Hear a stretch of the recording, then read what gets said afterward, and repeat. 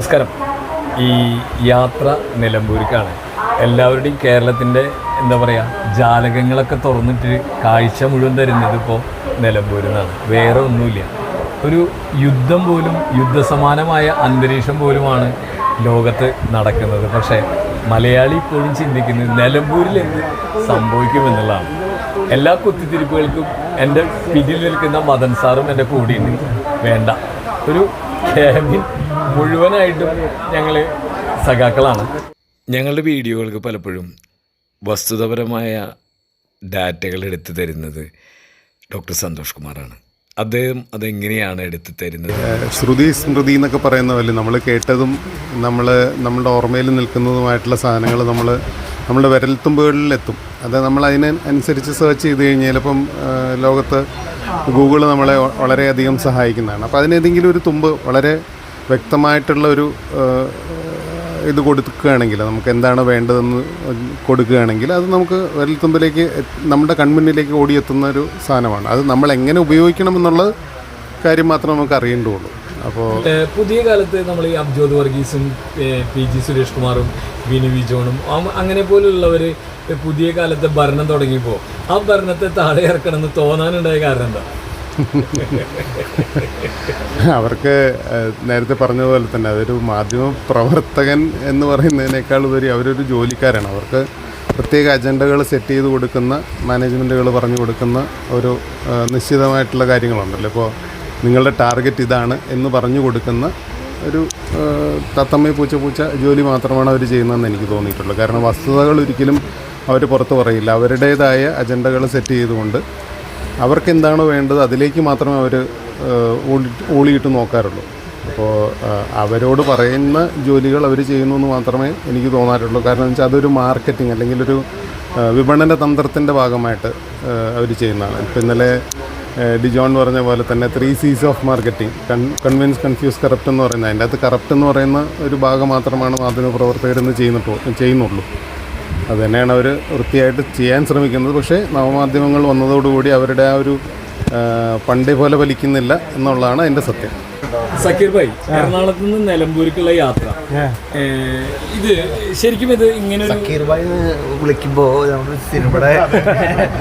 അത് കാരണം എന്നെ വിളിച്ചത്. നിലമ്പൂരിൻ്റെ പശ്ചാത്തലം എന്ന് പറയുമ്പോൾ തേക്ക് കള്ളന്മാരെ കുറിച്ച് നമുക്ക് ഓർമ്മ വന്നത്, ബ്രിട്ടീഷുകാരെ. അതാണ് മെയിനായിട്ട് ഓർമ്മ വന്നത്.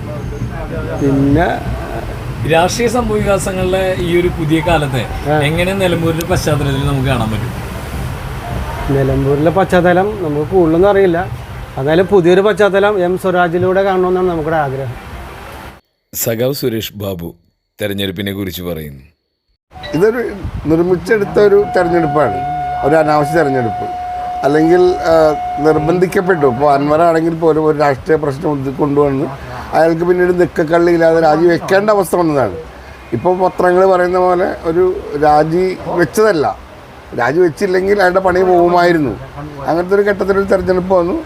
പിന്നെ അൻവറിനെ സംബന്ധിച്ചിടത്തോളം ഏതിൽ തിരഞ്ഞെടുക്കണം എന്നുള്ളൊരു സംശയം, അല്ലെങ്കിൽ ഒരു അട്ടർ ഫെയിലിയറിൻ്റെ ഭാഗത്ത് പുള്ളി എത്തി. അങ്ങനെ അങ്ങോട്ട് പോകണം എന്നുള്ള ഒരു ചിന്തയില്ലാതെ വന്നു. സ്വാഭാവികമായിട്ട് അതിൽ നിന്ന് ഒരു രാഷ്ട്രീയം ഉരുത്തിരിഞ്ഞു വന്നു. അത് നമ്മുടെ നിലമ്പൂരിന് ഒരിക്കലും ഒരു UDF കേന്ദ്രം എന്ന് പറയാൻ പറ്റില്ല, എന്നാൽ ഇടതുപക്ഷ കേന്ദ്രം എന്നും പറയാൻ പറ്റില്ല. പക്ഷേ ഇടതുപക്ഷം പലതവണ ജയിച്ചിട്ടുള്ള ഒരു മണ്ഡലമാണ്.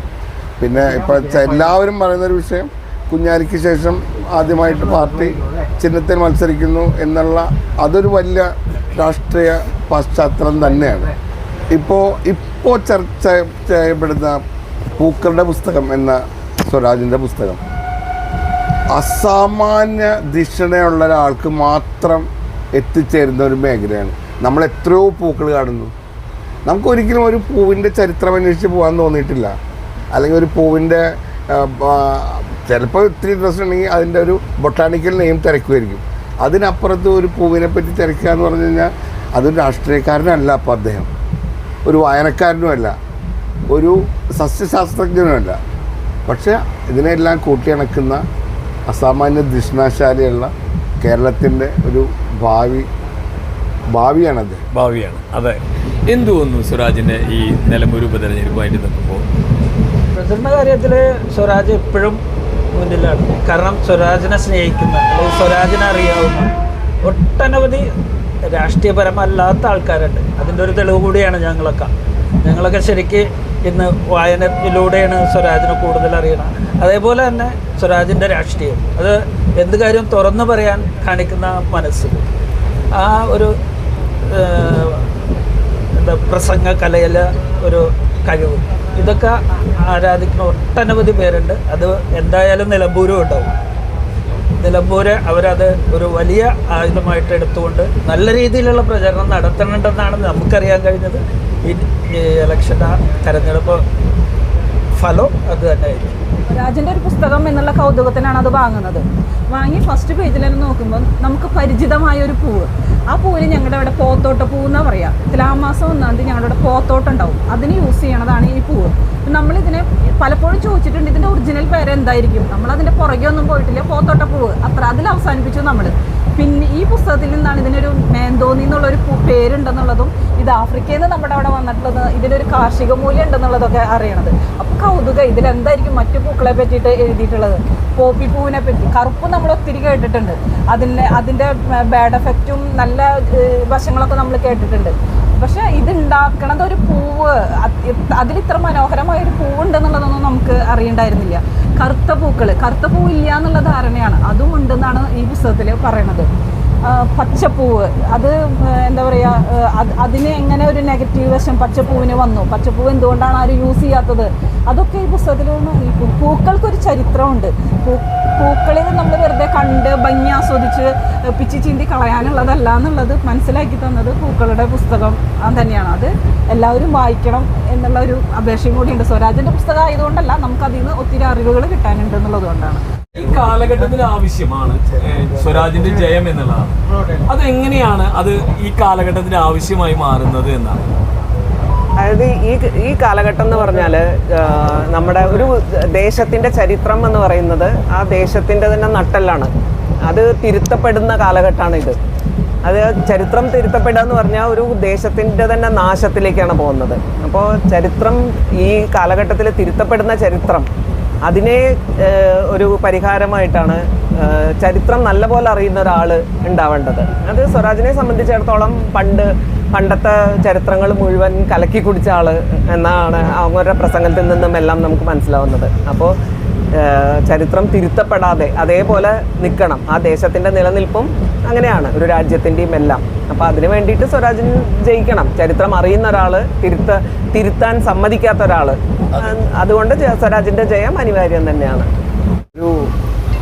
ഒരു ഉപതെരഞ്ഞെടുപ്പ് എന്ന് പറയുമ്പോൾ അതിന് പ്രത്യേകതയുണ്ട്. എന്നുവെച്ചാൽ എല്ലാ ആൾക്കാരുടെയും, ആ ലോക്കൽ ആൾക്കാരുടെയും സംസ്ഥാനം മുഴുവൻ ഉറ്റുനോക്കുന്ന ഒരു തെരഞ്ഞെടുപ്പ് എന്ന് വരുന്നത് ഉപതെരഞ്ഞെടുപ്പ് എന്ന് വെച്ചാൽ അതിലാണ് പലതരത്തിലുള്ള ബാലൻസ് വരുന്നത്. അതായത് ഈ തെരഞ്ഞെടുപ്പ് ഭരിക്കുന്നവരുടെ നീരസം അല്ല, ജനങ്ങളുടെ നീരസം ഭരിക്കുന്നവരുടെ അഗൻസ്റ്റായിട്ട് കുത്താൻ വേണ്ടിയിട്ടുള്ള സംവിധാനം. അപ്പോൾ അതിൻ്റെ പറയുമ്പോൾ പോപ്പുലർ, അതായത് ഇൻകംബൻസിയുടെ പ്രശ്നങ്ങൾ ഇതൊക്കെ വരുമ്പോൾ അതിനെ ബാലൻസ് ചെയ്ത് കൃത്യമായിട്ട് നമുക്ക് എല്ലാവർക്കും വിശകലനം ചെയ്യാൻ കഴിയും ഒരു ഭരണത്തിൻ്റെ എങ്ങനെയാണ് കൊണ്ടു നടക്കുന്നത്. അപ്പോൾ അതിനോടനുബന്ധിച്ച് എല്ലാ അവിടുത്തെ മേജർ ആൾക്കാരും നേതാക്കന്മാരും എല്ലാ പാർട്ടികളുടെ നേതാക്കന്മാരും അവിടെ കോൺസെൻട്രേറ്റ് ചെയ്തിട്ട് എല്ലാ കാര്യങ്ങളും എല്ലാ ദിവസങ്ങളും ചർച്ചകൾ മുഴുവൻ ആ ഒരു ഇലക്ഷൻ്റെ ബന്ധപ്പെട്ടാണ്. അപ്പോൾ നമ്മളിപ്പോൾ അതിൻ്റെ പേരിലാണ് ഞങ്ങൾ തൃശ്ശൂരിൽ നിന്ന് ഇങ്ങനെ ഒരു യാത്ര നിലമ്പൂർക്ക് വന്ന് ഞങ്ങളിങ്ങനെ 2 പേര്, ഞാനും ബിജുവും കൂടി യാത്ര ചെയ്യുമ്പോൾ വന്ന് മുട്ടിയ കുറേ സുഹൃത്തുക്കൾ ചുറ്റുമുണ്ട്. ഇവരുടെയൊക്കെ അഭിപ്രായങ്ങളാണ് നിങ്ങൾ കേട്ട്. അപ്പോൾ അതാണ് ആ യാത്രയുടെ ഒരു ഭംഗി. അതാണ് നിങ്ങൾക്ക് വേണ്ടി ഞങ്ങളൊന്ന് കാണിച്ചു തരുന്നു എന്ന് മാത്രം.